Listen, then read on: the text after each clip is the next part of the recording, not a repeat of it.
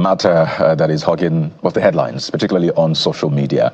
It's between Mr. Deji Adeyanju, a lawyer and activist, and the 2023 presidential candidate of the Labour Party, Mr. Peter Obi. Of course, you have the Obedients as well in that corner. We have joining us on the program today, Mr. Deji Adeyanju himself, a human rights activist and lawyer. He's live with us from our Abuja studio. Welcome to the program, Mr. Adeyanju.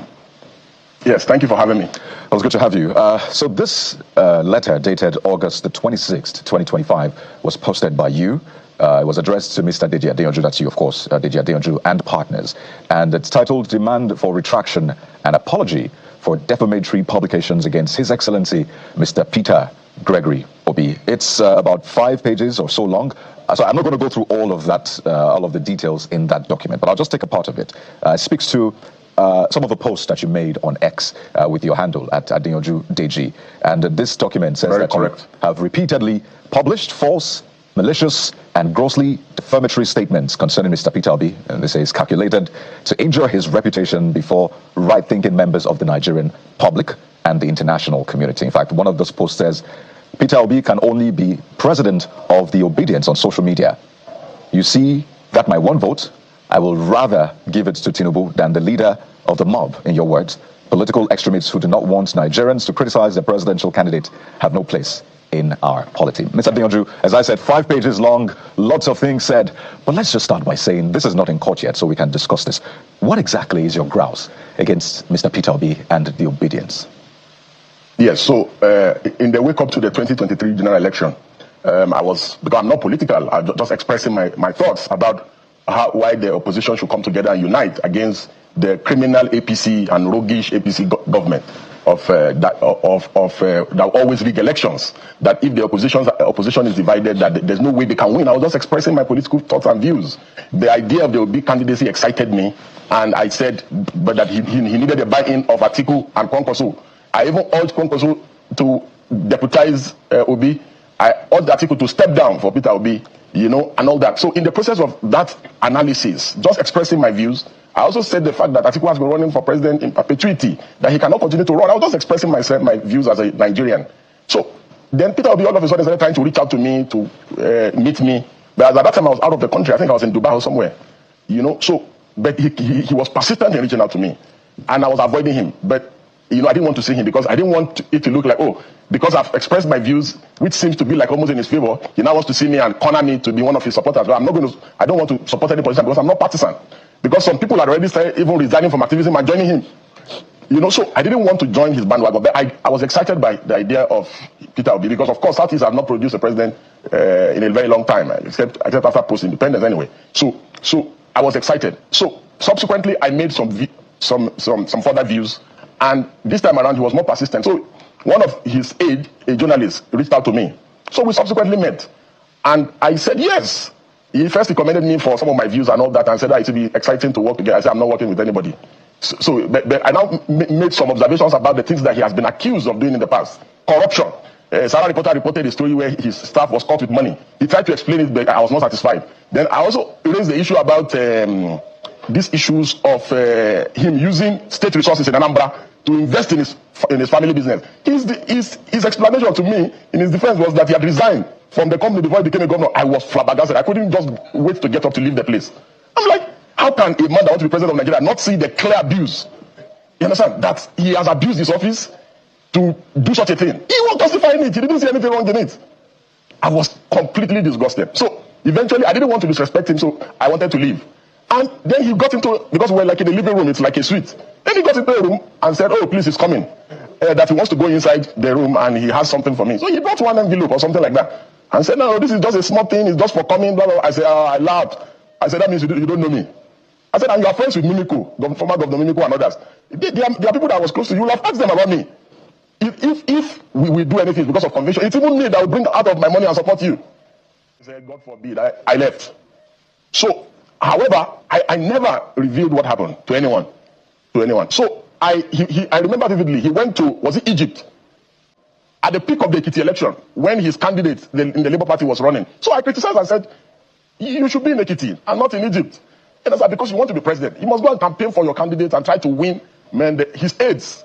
Some of these young boys that are around him started insulting me, that the reason why I'm criticizing him now is because that I was saying that he was okay, he was good. That the reason why I'm criticizing him now is that I brought a proposal to him And I demanded, is it 200 million or something? And that he told me that. I said, me? And these are his close aides. So they started doing that. So I said, oh, because I had observed the pattern about them, that they terrorize people online, insult people, slander people.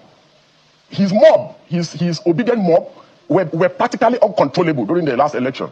So I said, okay, so these people do not even want dissent of any kind of criticism of their candidate of any kind. I said, okay, I'm not going to even leave Tinubu alone and now face them, because we cannot have a situation in our country or in our polity where political extremism becomes the order of the day.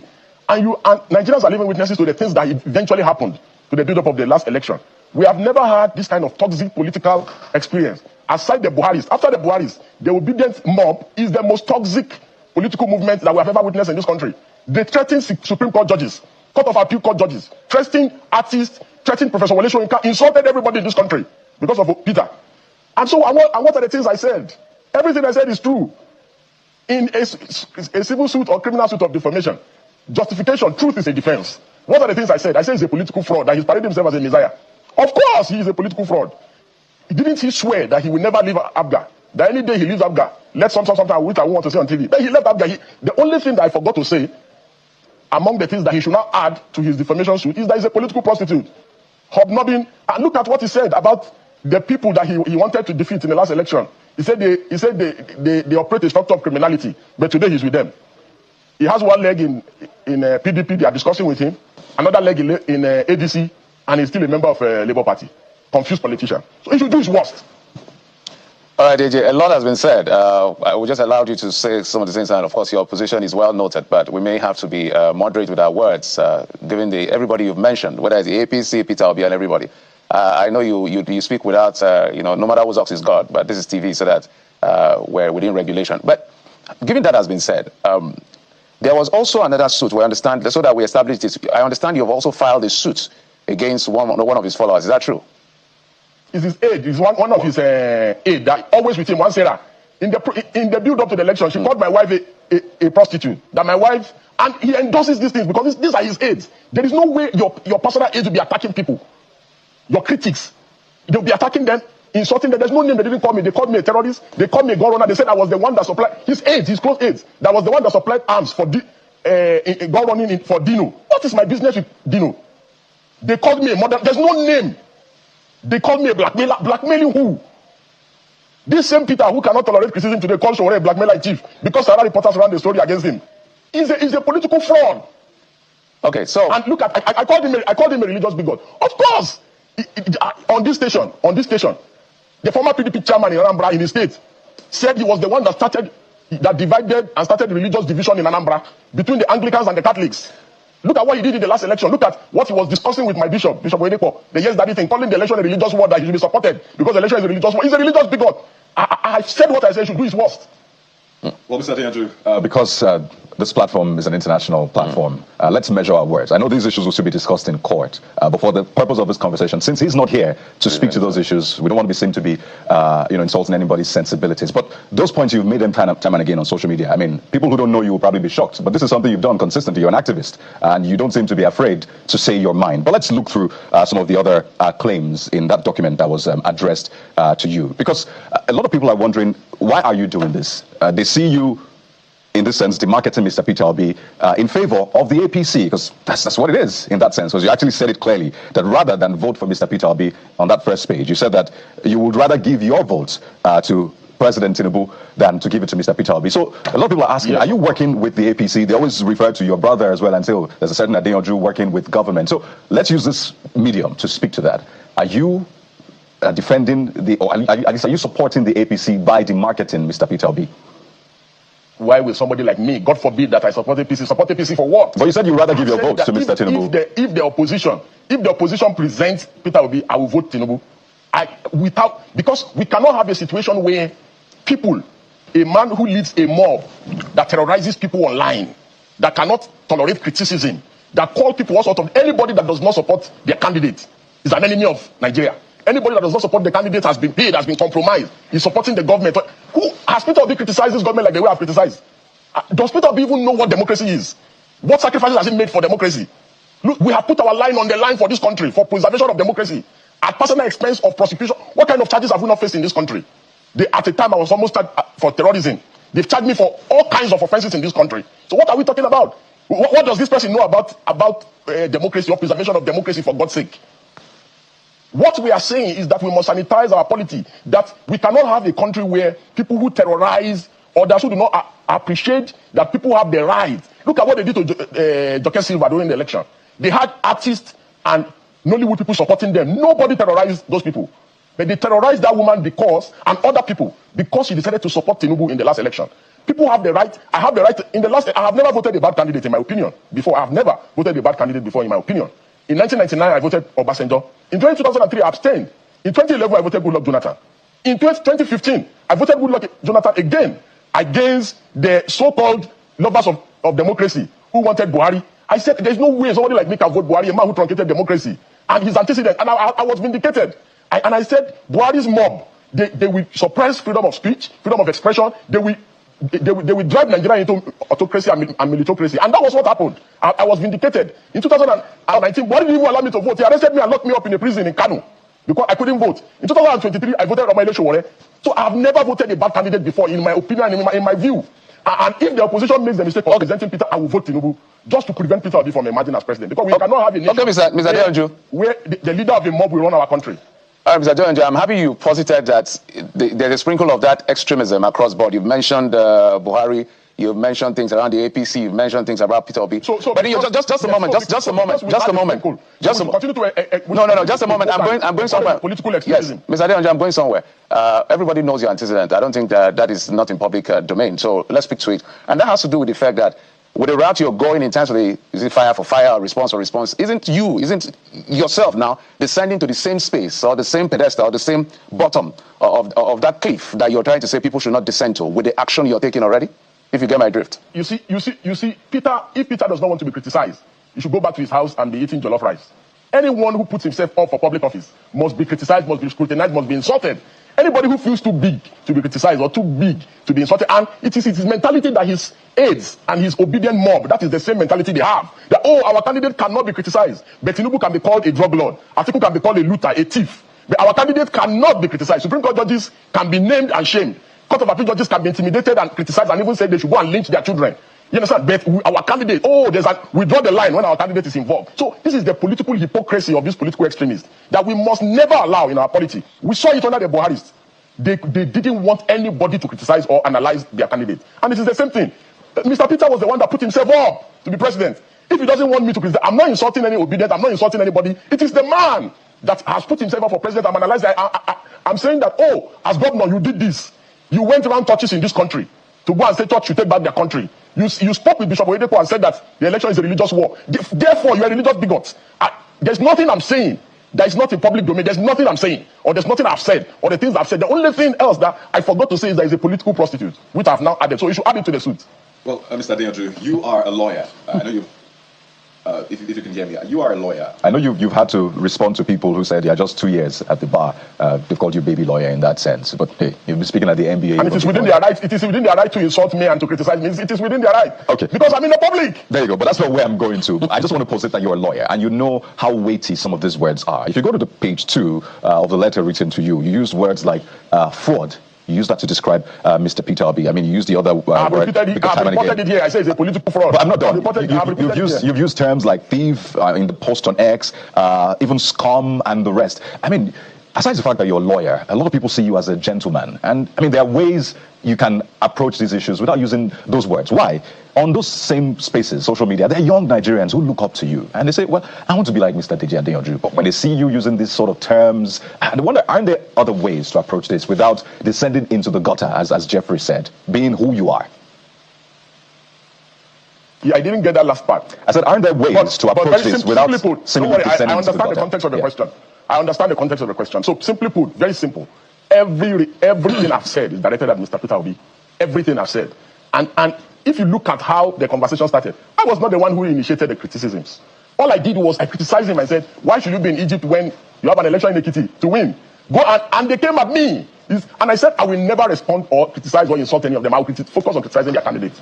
And I have criticized their candidate to the best of my ability. And everything I said about him is the truth. And like I've said, I said truth and justification is a defense in the civil suit of defamation. There's nothing, there's no name that they've not called Atiku, the president, and other people contesting for election.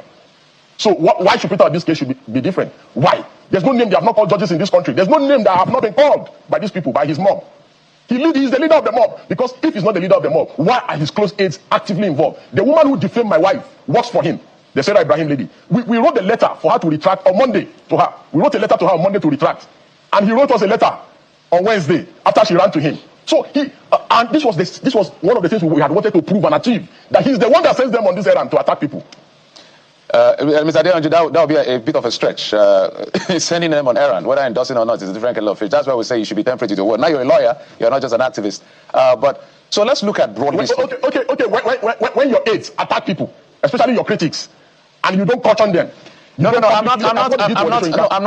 not debating the issues. I'm debating the content. If Bayo Ononuga insults Peter Obi, it is assumed that it is Tinubu that's doing it. I understand what you're saying. Because Bayo Ononuga works for someone. Bayo Ononuga works for someone. This lady works with him. She's always the money. Every time of the day she's with him. What was the name of the lady in question, so that we're clear? Sarah Ibrahim. Oh, okay. So that we're clear. But where I'm going to with my question, I was trying to say that you're a lawyer now, so there has to be that balance. So we're trying to check so that we don't go in excess. But you have a right to say what you have to say. But this is television, it's international. So and after all, you have the right of reply. You can come and say the things I've said is not true. Mr. Adeyanju, no problem. That's another kettle of fish.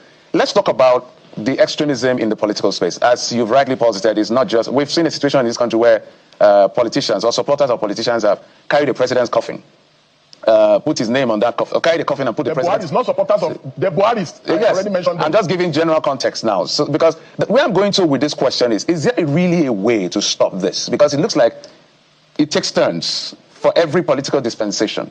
Do you think this is a battle that is winnable? Yes, I think it's a winnable battle, and that is why some of us are now challenging them and saying, no. We can't have. You cannot just allow people to insult. Even people on this channel's TV, others have been bullied, called all sorts of names.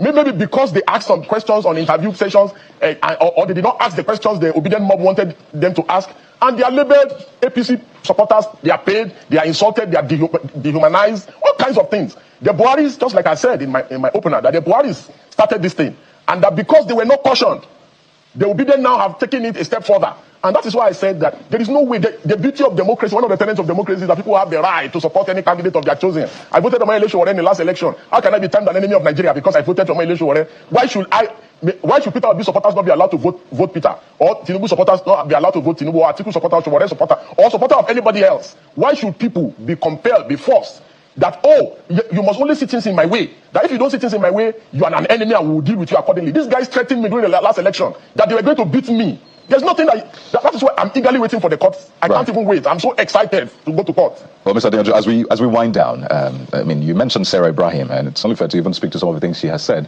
because there's been a lot of back and forth between you and her. And, she put up a post recently that you're a married man, and you zoom into her picture for your screensaver, and you post about her every day. She describes it as obsession. Are you obsessed with her? Just to speak to that. Even if I were to ever be obsessed with anyone in this life, is this somebody that does errand girl for Peter Obi just imagine.